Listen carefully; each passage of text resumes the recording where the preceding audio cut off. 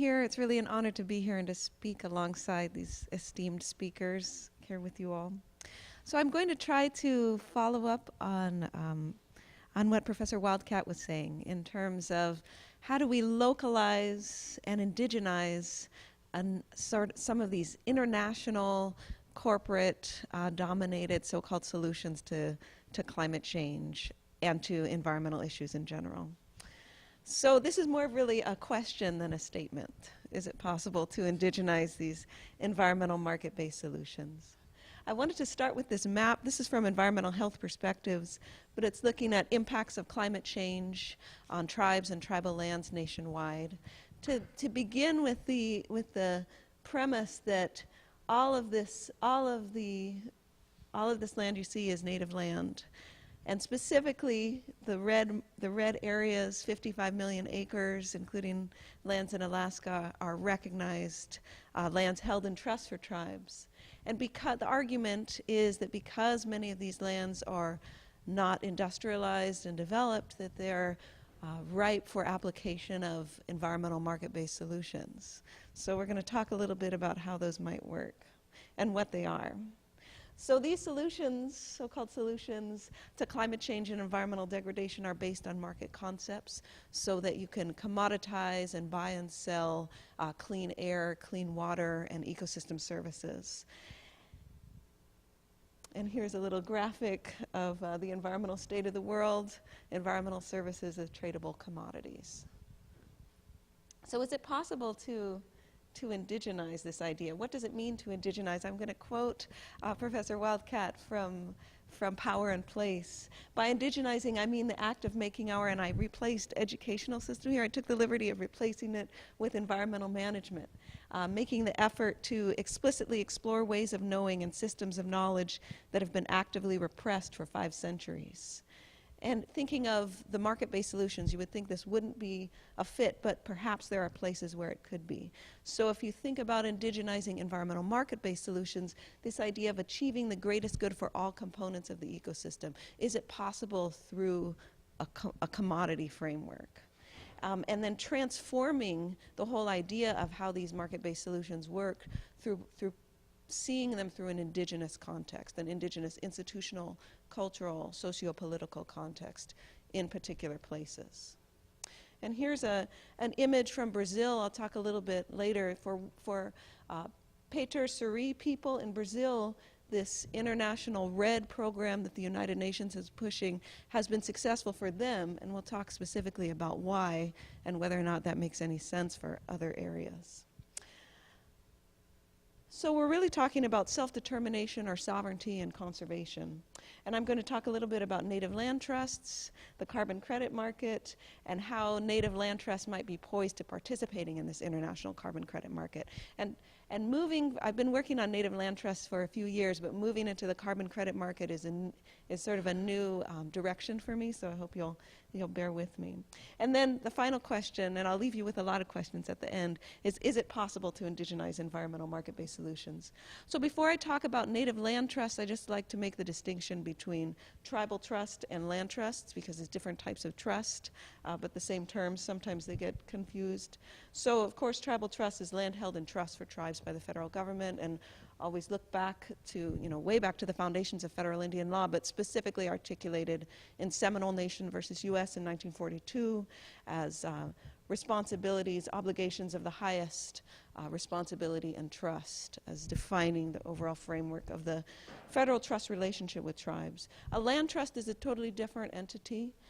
It brings up that same concept of trust, but maybe more in the sense of the public trust. So it could be a private organization, could be a tribal organization, an organization chartered under tribal law, under state law, where individuals get together and decide that they're going to preserve a particular area. They raise the funds to do that, and I'll talk more about that. So here's the formal definition of land trust from the Land Trust Alliance. A majority non-native, non-diverse organization. And this is some property conserved in the northeastern Sierra in Maidu country, where I started working on this and continue to work on it. But again, it's a nonprofit that works to conserve land by buying it and setting aside. And there's a general concept of a market-based mechanism in that the highest and best use of land is seen as land that's developed. So if you take away the right to develop, it reduces the value of the land. But it also enables you to get tax breaks for participating in conservation. So broadly, it's a market-based strategy. Here's an image from a collaborative project. This is on Maidu land, now held by the Feather River Land Trust. This is some traditional management being implemented, or initial burning before a broadcast burn can be done. Collaboration between the land trust, the Cunningham family, whose land it is traditionally, Greenville Rancheria, the nearest federally recognized tribe, and their fire program, and Feather River College. So these conserved lands can be protective sites for collaboration. What is a conservation easement? Just briefly, and again, just trying to define these market-based solutions and how they work. So usually an easement is, you can cross my land, you could put a power pole across my land or a road for a particular purpose. But a conservation easement is different in that it restricts development. So you own the property, you commit to never developing it. It permits some types of actions like restoration and recreation. And it also pertains to everyone who might access the property. So it's not just between you and your neighbor. So again, the landowner retains the land, but there's an external entity, an easement holder, that restricts the right to develop and monitors that. So if it's a tribe that holds the land, they're going to be dealing with this external entity that's monitoring the fact that they've agreed to not develop it. If it's a tribe or a native land trust that holds the easement, they then have a stake in this land that's in non-native ownership. So it can work in different ways. So native land trust, an exciting new area, different than mainstream land trust. There's an explicit focus on conserving culturally important places, making sure there's access to lands. One of the problems with non-native land trust is often it's been small citizens groups enclosing land and continuing to restrict access. But if it's a native land trust, they're ensuring that tribal members can continue to access the land, fulfilling responsibilities of stewardship of a place. So I'm trying to show how this market-based mechanism can fit or be applied in an indigenous framework. Supporting the development of other native land trusts, so growing the movement, recognizing and reinforcing spiritual connections to the land. And if you compare the goals of native land trusts, quite different from non-native. So the Nature Conservancy, very explicitly biologically focused often. Providing traditional education programs and community programs on the land. Having land owned or held by a native land trust facilitates that. Here's an image from the Northwest Coast, the Intertribal Sinkyo Wilderness Council. They hold almost 4,000 acres, called one of the first tribal parks, and they have a variety of easements on it. They found the easement worked for them to ensure the way they wanted to manage the land. They wanted to set it aside, they wanted to ensure cultural access, they wanted to restore the land, they wanted to protect it from logging. It worked for them to collaborate with this non-native land trust that holds the easement, that holds them accountable, per se, for not developing the land. But that was on their right to engage in that agreement. And this is just, it states, that they hadn't used easements before, but it turned out to be a useful tool that fit with what they wanted to do. Just an example of a Native Conservancy mission. This is from the Native Conservancy Land Trust in Alaska. Dune Lankard, Sarah James, Winona LeDuc on this board, focusing on protecting, preserving, restoring, recognizing ancestral lands, recognizing traditional places, recognizing, restoring access and participation and relationship and responsibility. On the whole, as I mentioned, non-native land trusts have been a bit of a threat because they've grown very rapidly over the last few decades. This is from the 2010 Land Trust Alliance census. And if you think of these many small non-native citizens groups purchasing land, setting it aside, those are all native lands. A lot of, across the board, generally very little communication with tribes, with people, indigenous people, families from those areas that they're preserving. So very problematic. Right now, we've been trying to, when I say we, I mean the Native Land Trust Alliance, has been trying to get into the Land Trust Alliance. We right now have there's one member, one Native Land Trust that's a member, the Kumeyaay Degeno Land Trust. And this is a little bit more about this, the whole scene of national conservation. Again, growing really rapidly, a lot of acreage held by these land trusts, these private conservation organizations, drawing on this broader framework of a market-based mechanism. Here are native land trusts in California, a very exciting emerging area. This is just specifically in California. There are others as well. Right now, holding less than 10,000 acres, but growing. Probably closest to us here is the Amamutsun Land Trust, working in the Santa Cruz Mountains.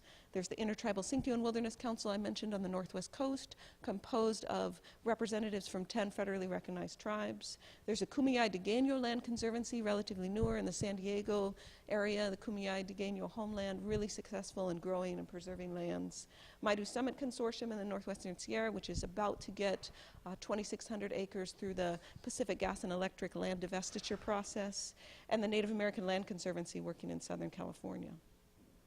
And a couple of their logos there. So what are some of the challenges and opportunities of indigenizing native land trusts? Well, you have this long-term orientation that's embedded in this solution of the land trust or the conservation easement, that it's supposed to last in perpetuity. And for some tribes and native organizations, this fits with what they are already doing with the land. Facilitates traditional stewardship and cultural preservation through these specific legal market-based tools. You get revenue from not developing your land, so it can generate funds that you can use for restoration, that you can use for cultural programs, that you can use for buying other parcels. Some of the issues are the application on trust lands. So if federally recognized tribes want to use the conservation easement tool, there's been developments of a cultural conservation easement tool or a conservation easement supplemental agreement that can work on trust lands, but it's considered an encumbrance, and any encumbrance on title that's longer than 7 years, which most easements are, requires BIA approval, and so sometimes that can be a lengthy and challenging process. And then you have the issue of oversight by a third party, and oftentimes this requires issuing a limited waiver of sovereign immunity. Some tribes definitely don't want to do that. Others have found it useful to do that in very specific instances, specific places to achieve certain goals, but those are some of the challenges. So let's move to carbon credits. So I'm starting to develop this idea here that, well, it's not a new idea, but if you have a land trust, if you have an area of land that you've set aside, it doesn't have to be a land trust, but that might facilitate it, a native land trust. It can support or expand tribal participation in the carbon credit market. And land set aside can be enhanced to generate carbon sequestration, thereby generating carbon offsets which can be sold. So let's talk a little bit about this. And this is something that's happening all over the world. So I was looking at Australia. There's an Indigenous land trust there that's engaged in this Aboriginal Carbon Fund, marketing their ability to sequester carbon. So where does this idea sort of originate? With the KYOTO Protocol from the United Nations. Countries agreed to reduce greenhouse gas emissions. They set targets. Developed nations, so-called developed nations, had higher targets because they have higher contributions to greenhouse gases. It's now in its second commitment period that will run till 2020. And there are 3 market-based mechanisms that countries can use to assist in reducing their emissions. And these are outside of just cutting your emissions, just reducing pollution. There are other ways you can manage markets, and one of them is international emissions trading. And this comes out of the UN Framework Convention on Climate Change. So how do these work? There are assigned amount units for the countries that have committed to emissions reduction targets, and countries that don't use all of their units that they have to pollute can trade them or sell them to other countries that are or have used up their units of pollution credits. It's a complex and sort of theoretical scheme, but it's being used and actually generating quite a bit of funding. So there are many greenhouse gases we know, but carbon dioxide is the main one, so these emissions units are called carbon credits, traded on the carbon market. And you're required to maintain a reserve. I have a few sort of tongue-in-cheek graphics, and this is one of them showing, the goal is to go from a power plant producing emissions to no emissions coming from that power plant, but what's really happening in some cases is more emissions and buying carbon credits somewhere else with the wind farm and planting trees. So is it really reducing emissions? So the United States decided not to participate in the KYOTO Protocol. And so is the U.S. going it alone? The U.S. has voluntary carbon markets that are active and offset programs. This is a quote from President Obama's recent State of the Union address. And he is noting that the U.S. has reduced our total carbon pollution more than any other nation on Earth. So total carbon pollution, that doesn't necessarily mean we've cut our emissions. It means we've cut some and offset a lot, probably. So I would like to know the real numbers on how much emissions have been cut. But this is a little graphic from his climate change strategy, or dealing with climate change strategy, showing the huge amount of carbon dioxide that is our emissions problem. Native nations have also taken a strong position on dealing with climate change. This is from 2006. The National Congress of American Indians passed a resolution supporting a national mandatory program. So when I read national mandatory program, typically that is related to a cap and trade program, where there's a cap on emissions, and polluting entities have to buy emissions credits if they're going to go above that cap. So that's what's been in discussion for a long time. So far, we don't have a mandatory cap and trade program across the U.S., but we have one in California. And I'll talk about that in a moment. So this specific resolution recognizes climate change, recognizes the specific impact in Indian country, which I showed with the first graphic, gets into that a little bit, and recognizes the importance of traditional indigenous place-based knowledge. And this knowledge being the foundation of maybe transforming and legitimizing how we apply the carbon credit system, if possible. So what's going on in the American market? A combination of reducing emissions at the source, at the factory, by drivers, and offsetting impacts with these tradable offsets. And again, if you do reduce emissions, so if Chevron cuts its emissions, they can sell unused carbon credits under a cap and trade program. These carbon offsets are generally measured as 1 ton of carbon dioxide, and payments can be received for sequestering these tons of carbon dioxide. There's a whole verification framework. You have to have your projects that commit to sequestering carbon dioxide verified by a third party, which could be the American Carbon Registry or the Verified Carbon Standard, or an administrative agency. So for example, in California, it's the California Air Resources Board. So how much carbon has really been stored? There's a whole measuring, reporting and verification framework internationally. There's a combination of measurements of trees, satellite data, looking at the extent of forest cover over time, the types of species, whether or not it's actually added or changed anything. So you can't just do what you've been doing if you have a carbon offset program. You have to be doing more, showing that you're taking in more carbon that would have been taken in without your management. There's an assessment of the amount of carbon stored in the forest. Here's another one of the graphics. Again, this isn't necessarily accurate across the board, but you see the Lawn and Garden Center has suddenly become the Carbon Offset Center. So something that was already there and growing is now a mechanism for generating carbon offsets. So on the international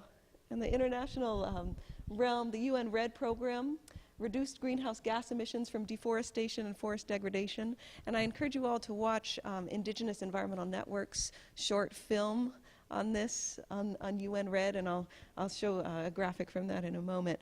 But it argues that there's a financial value to the carbon that's stored in forests, and that it offsets carbon that's emitted elsewhere. And the idea was to incentivize developing nations that face pressures to cut their forests, to keep those forests standing, because they can be seen as carbon sinks and offsetting impacts from more developed nations or from corporations in those countries. So it's a valuation scheme to determine how much that carbon offset is worth and the amount of carbon offsets generated over time. Here's a graphic of some of the countries participating in the United Nations REDD program. And then a brief review of cap and trade. So the government sets a firm cap on emissions, permits are issued, and this is exactly what's happening in California, to allow companies to emit certain amounts of greenhouse gases. Companies that don't emit all of their allowances can sell them to companies who have not yet reduced their emissions. Over time, these allowances are supposed to become scarcer, incentivizing companies to reduce emissions.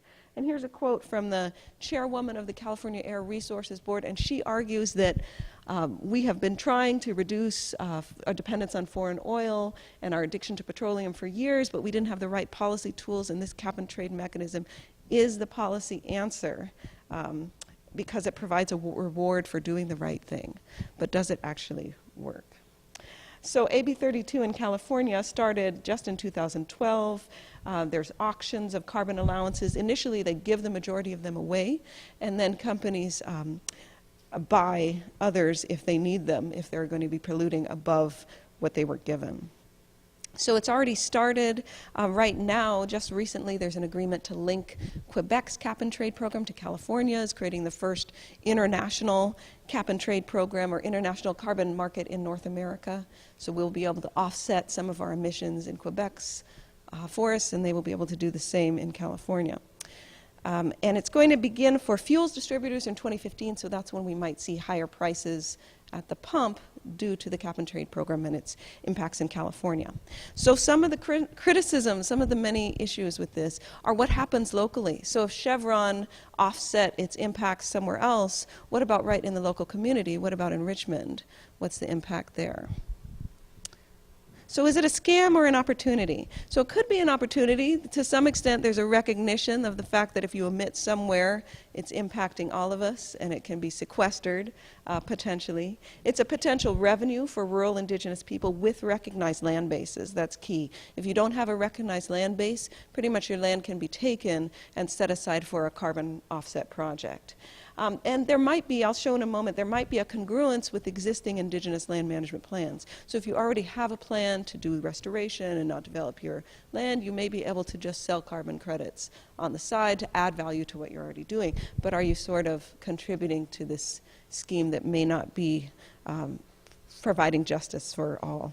So let me get into the scam. So Indigenous Environmental Network calls REDD, which the UN definition is reducing emissions from deforestation and forest degradation. IEN's name for it is reaping profits from evictions, land grabs, deforestation, and destruction of biodiversity. So a different view of what's happening there. We have wealthy corporations and countries paying others to offset their emissions, perhaps by removing indigenous people from their lands in the name of global conservation, sacrifice zones, and the potential encouragement for monocropping. So I'm going to offset, what are the rules? They might be different in different places. You might be required to plant native species in one place, and that program works well. There's like a gold standard for carbon offsets. You know, if you're producing sustainability and planting native species, you might be able to sell your offsets for a higher rate than if you're just sort of like planting a tree plantation. And there are different regulations in different places. And here's the graphic from the REDD program from the UN, and then from the Indigenous Environmental Network. Again, this is a really interesting booklet that they have that's connected to a film that I would encourage you all to look at. There's been a lot of opposition. So the People's Agreement of COCHABAMBA in 2010 in Bolivia, they articulated specifically condemning market mechanisms for addressing climate change, which are violating the sovereignty of peoples, national states and customs, the rights of nature. The carbon market has become a lucrative business, commodifying our Mother Earth. It has not resolved the problem of climate change, nor led to real direct actions to reduce emissions. So these are the criticisms. But where are carbon credits working for indigenous people? And should we know about this? So in Brazil, the SURUI people, they had recognized rights. They went through a whole process to determine their land title and also their specific rights, not just to the land in general, but to the carbon in the trees. And so the carbon rights were confirmed as theirs. And this became an economic development strategy for them. It fit with a long-range development plan they already had, about preserving and restoring their forest. So they were able to develop this REDD project. It's being called the first REDD project conceived and developed by indigenous people. And Chief ALMIR said, "We think that our knowledge about the forest can contribute to the well-being of the world." And here's an image of where they are, and centrally located in Brazil, Mato Grosso and Rondônia. And he said in 2012, "Without the forest, our entire culture would disappear. Without our culture, the forest would have already disappeared. It's important to live in a sustainable way and to strengthen those whose livelihoods depend directly on the ecosystem. we have a 50-year sustainability plan. So they already had that plan in place. This program fit with that. He's been called Brazil's most creative person in business. Forbes has ranked him highly.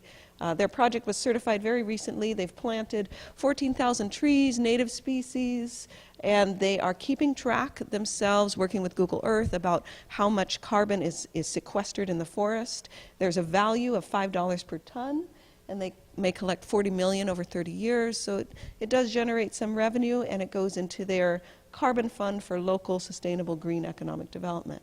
And again, from Chief ALMIR, RED Plus is a mechanism that unites our values and those of the non-Indigenous capitalist world. And they are partnering specifically with a large cosmetics company, the largest cosmetics company in Latin America, that had committed to reduce its greenhouse gas emissions by 1/3. And so it was worked for them to purchase the carbon offsets from the Pater SURUI people. And again, this transaction is the first of its kind, being watched by Indigenous people across the Amazon, as well as companies around the world looking to meet their corporate social responsibility requirements.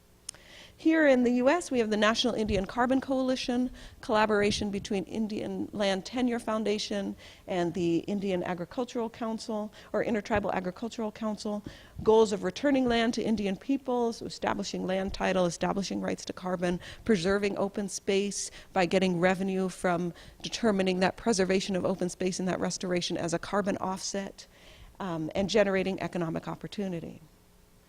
In Fort Peck, the carbon sequestration project contracted with the National Carbon Offset Coalition, and they can sell carbon credits from almost 2,000 acres of tribal rangelands. So it's not just about forested lands, but there are specific practices that can be applied on rangelands and agricultural lands that sequester carbon, and you can monitor them and keep track of how much carbon is being sequestered. So it's an opportunity for range landholders and farmers in addition to forest landholders.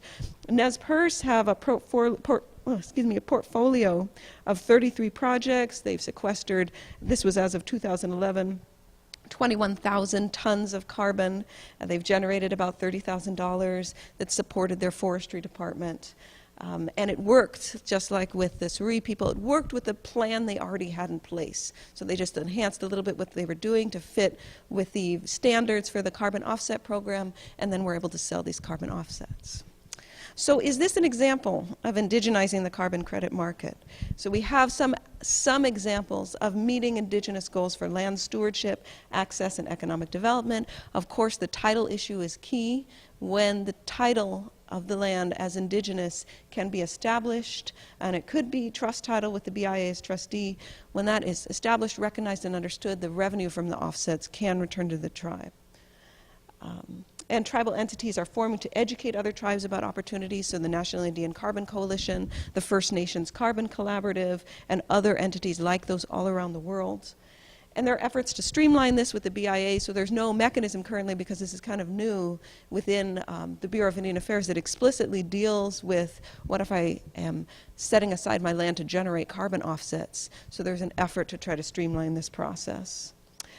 Some of the criticisms, so what about these external verifiers and monitors that are making sure you're managing your land in a particular way that's offsetting carbon, or that you're doing something extra, the additionality beyond what you are already doing that's offsetting a carbon impact? So is this a violation of tribal sovereignty to have this external monitor keeping track of what you're doing? Also, some have argued that it duplicates the role of the Bureau of Indian Affairs on certain trust lands, forest lands.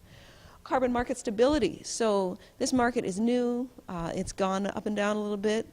Depending on various reports that you read, it's really strong or it's failing. What if more carbon is sequestered than people are buying credits? Does that de-incentivize conservation? So what happens then? And also, can just wealthy companies continue to buy their way out of reducing emissions? Responsibility. Are carbon offset providers, so if you are setting aside your land, selling carbon offsets, are you thereby supporting, for example, continued emissions at the source in Richmond or in another community where the plant is located? So are you contributing to that injustice? It's also been called, this is again from Indigenous Environmental Network, carbon colonialism, CO2 colonialism. Is this another scheme of developed nations or large corporations controlling what developing nations are doing? And land rights. What about tribes without recognized land title and rights? How can they participate in this market mechanism if they want to? And the argument here, I was thinking, is that native land trusts, because they are organizations that could be, they're nonprofit organizations, so you don't have to have a recognized title as a tribe. You could be a land trust, a native land trust with a title to the land. So by that mechanism, you could participate. So a couple points for discussion, and I will leave you with these. Is it possible, really, to indigenize these corporate capitalist environmental market-based solutions? If you agree with these, or if you oppose them, how would you convince others of your point of view? What roles might native land trusts play in the carbon credit market? And I just want to thank you, because this is new and developing work, not necessarily the land trust piece, but the carbon offset piece. So thank you for your patience with me, and thank you so much for having me and others here. And I wanted to leave us with this photo from an article in Indian Country Today last year. We are not drowning, we are fighting. So finding ways to deal with climate change. Do these market-based solutions have any place in that fight? Thank you.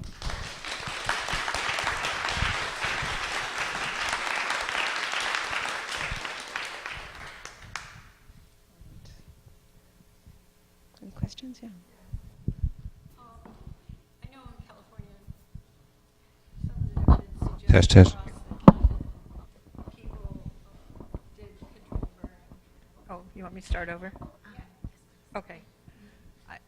I know across California, but there's some evidence that across the continent, the traditional land management involves controlled burning, and I wonder if, I mean, that actually would suggest that you would have a lot less carbon emission than if you had massive forest fires. I'm just wondering if this is being figured in, if anybody's thinking about it, if anybody's tried to figure out how to do the math for it, In things terms like of that. whether or not you can do controlled burning in a carbon offset program? Well, first of all, it seems to me like it would be practical. I don't know whether it's allowed. I think that if it's not allowed, that is kind of, kind of a cultural sort of colonialism. It's definitely, I can tell you some good stories, but it seems to me that it should be figured in. It should actually be considered a positive. It should be something that people get some kind of recognition for, because eventually, otherwise, you're going to have, an overly dense forest, like what we get in places in the Sierras that haven't been logged for a long time and haven't burned for a long time, where it looks like the trees are like grass, and then when you have a fire, it's extremely damaging, and it's an enormous amount of carbon emission. Well, that could be a point of discussion for all of us, I think. I showed the picture of the burning on the Feather River Land Trust property, and that has been part of a restoration strategy to prevent, catastrophic forest fires, and to make sure people are able to be out on the land doing traditional burning and restoring the ecosystem. I haven't, done research to find out how or where that could fit into a carbon offset program. I would think it might be different in different places, depending on how the offsets are verified. Yeah, comment on that. I think that's exactly one of the issues that, I don't know that I need that, but I think that's one of the issues that Tom Goldtooth and his team at IEN has really turned them against red. I think the fact that, you get these, someone with influence like Nature Conservancy who, unfortunately, this is the way I would categorize it. I think to a large extent, there's a kind of thinking that thinks that conservation means that if you remove people from the environment, you won't have a problem. Well, indigenous people take their cultures from those environments. And if that entails that on a small scale they continue to slash and burn farming, that they are, doing controlled burns, but you get these outside entities that say, no, that can't be done. And so I think this is where where IEN says, hey, wait a second, this is, again, just another attempt that has the consequence of really harming Native people and their interaction with landscapes. Yeah, well, and everybody. But I think that's a good example of one of those cases where I think this is why IEN has taken the position they have against RED. Yeah.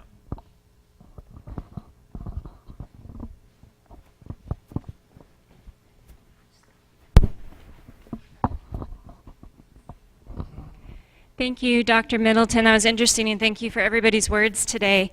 I had two questions. One is just a clarification. If a native land trust owns the land in fee, can they participate? What about if they just own the conservation easement? Can they also participate in the carbon trading? And then another question is, if a native land trust is interested in getting involved in this, what would you recommend are, some resources for starting this out? Well, good questions. And I was, with the Native Land Trust Alliance, we haven't even talked about carbon offsets yet. I was going to bring it to our next meeting. I think that potentially definitely with the fee land ownership, and possibly also with the conservation easement, depending on the participation of whoever the fee land owner is, that Native Land Trust could participate in the carbon offset market. My first step, I think, would be to contact the National Indian Carbon Coalition. If you go on their website, they have a specific person who's focused on how tribes can get involved. It doesn't say anything yet about Native Land Trusts, but that's the first thing I would do, would be to contact them, and maybe also the First Nations Carbon Collaborative, which has been doing work in both Canada and the U.S. throughout North America, to find out what their strategies are, and if there are new examples of tribes participating in the carbon offset market and how it looks, or even not only tribes participating, but entities holding conservation easements, or tribes holding conservation easements on land out of their ownership. So that's where I would start, and that's going to be our next conversation, I hope, at the Native Land Trust Alliance, because it's pretty new. Not only are Native Land Trusts new, but then this idea of engaging in the carbon credit market. Yeah. I was wondering if you could say more about just the complexity of the market in general. So there are some places where there's very clear action, like California actually has legislation that's going through specific sectors, but not necessarily touching others. You have more stringent voluntary agreements like the UN. I guess the U.S. isn't participating in that, but other countries are. And they have, as I understand, a certain level of protocol in terms of what's actually considered a real kind of carbon offset project and how you actually get that to the market. And then there's also completely voluntary, where you have carbon offset providers that you and I can give them $12 or $14 to buy a ton of carbon, but that's completely up to us to do. And so land trusts or any market could participate in different ways. Well, it's very complex. I was just reading an article in a law review about how do you account for differences in the markets if you're thinking about an international carbon market. So we have the cap and trade in California. We have countries participating in RED, countries that have committed to emissions reduction targets under the Kyoto Protocol, and different standards in different places in terms of what does reforestation mean, what types of activities are allowed, what about the social sustainability component. And I am very curious, I don't have the answer to that question, because I am very curious about how do we have a consistent value for this theoretical ton of non-emitted CO2 across all of those different market mechanisms. And even though the U.S. is not a participant in the Kyoto Protocol, I think they're working to be on somewhat of the same page with some of the other carbon markets happening around the world, because companies are operating internationally and they want to be able to have consistent standards in different places. But it's enormously complex. I'm just getting into trying to understand how the carbon credit market works. So reforestation is just one type of carbon offset project, but there's also renewable energy, there's energy efficiency, there's the fact that if you do it here, it's going to cost $20 a ton, but if you do it in Brazil, like you saw, it's $5 a ton. So it's there's a lot to take into account. Thank you. Do we have any other questions?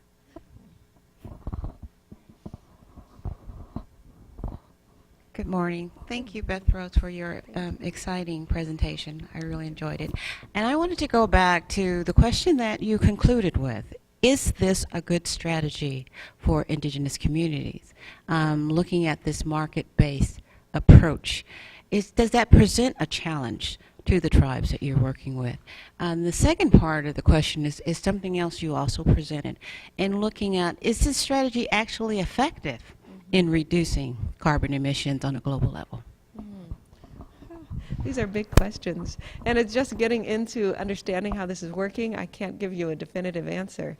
But I'm really, and that's kind of why I posed them, because I'm really curious about whether or not this works, and whether or not tribes can participate, and if it could ever be an example of indigenizing this type of solution. You know, and I found a little hope in these sort of gold standard carbon offsets, which incorporate social sustainability, indigenous land rights, planting native species, involvement of local communities, looking at source communities as well as sink communities. I mean, I think if we pushed for this sort of gold standard across the board, and if indigenous people were involved in developing these markets and strategies, then there's a lot of potential. But at this point, I think there are potentially more challenges than potential. Any other thoughts on that? Yeah. That's very exciting, so thank you. And you were talking, I appreciate your talking about the variation between some of the different carbon trading programs and this idea of a gold standard. And you know, I think about like fisheries quotas being the same thing. Certain fisheries are quite good with the standards and the devil in the details kinds of rules that they put in place that actually do shift behavior. And I'm just curious if you've seen, you know, in the places that have better rules or more obligations built into the infrastructure, you know, what do you think might be causing that? You know, what is leading to more rigorous rules with trading systems that actually do produce more benefits for local people, maybe for the planet? Well, I think a little bit of it has to do with demand. So potentially these corporate social responsibility standards, if you're trying to market yourself as not only a green company, but a sustainable, socially just green company, if you're showing that you're purchasing offsets that are sort of these gold standard offsets, then maybe that increases your marketability. So in a sense, there's a little bit of demand-driven, which we as consumers could also demand, potentially. But yeah, there's so much more work I want to do to understand, you know, why it's working well in certain places. Looking at the example of the work in Brazil, the SURUI people, I mean, their alliance with Google Earth has really helped them develop their project. And also, you know, they have all these handheld devices in which they do the monitoring themselves. It really sets it sets a strong example for how it could work, but it also, I think, has the potential danger of saying, look how well it's working for these people over here. Of course, carbon offsets work for indigenous people. When they're, you know, in a very specific position of alliance with a global technology giant, you know, recognize carbon rights to their forests, already a specific plan in place. It's very different from many other communities that are actively being displaced by these mechanisms. So.